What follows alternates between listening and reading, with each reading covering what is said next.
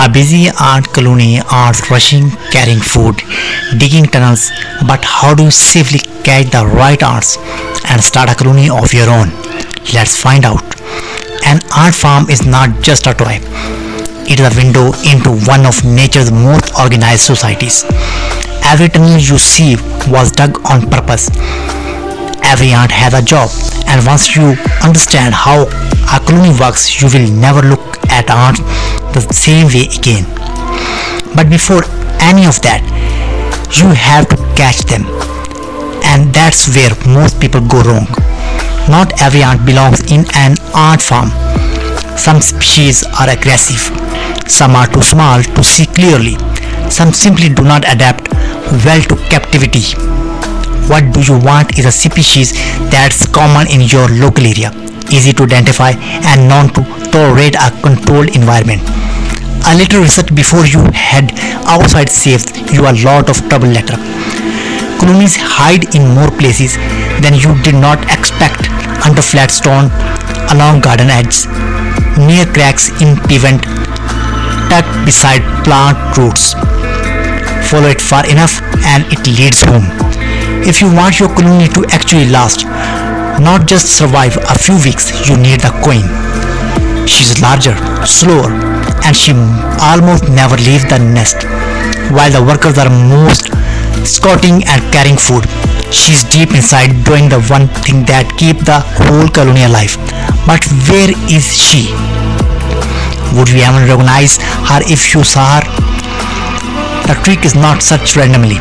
It's to follow the trail.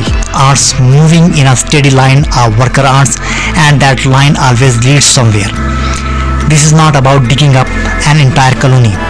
It's about carefully collecting a small group, including the queen, if possible without destroying the nest these ants call home. Use a soft brush or a small tube. Move slowly. Ants are far more sensitive to vibration and disturbance than people realize. Once collected, ants could not go straight into their new home. First, they need a temporary space, ventilated, dark and calm, so they can settle before the next move. Rushing this step is one of the most common mistakes beginners make. Now the moment you have been building toward. Before the ants go in, the farm itself needs to be ready. A proper nest area, the right substrate, a small hydration source, a feeding zone, good ventilation and no gaps they can escape through. Get the setup right and the ants will do the rest. Before we go further, let's talk about what not to do. Do not overcrowd the farm, do not overfeed, do not overwater. Do not block the ventilation. Do not keep disturbing the colony just to watch them. Never use harsh chemicals near the habitat, and never force ants into a space they are trying to avoid. Small mistakes here can undo everything you just built. The first day is where the magic happens. Ants explore every tunnel. They test the boundaries slowly. Chaos turns into order, and a random group of insects starts becoming a colony. And that's how you start observing one of the nature's most fascinating societies without destroying the colony it came from.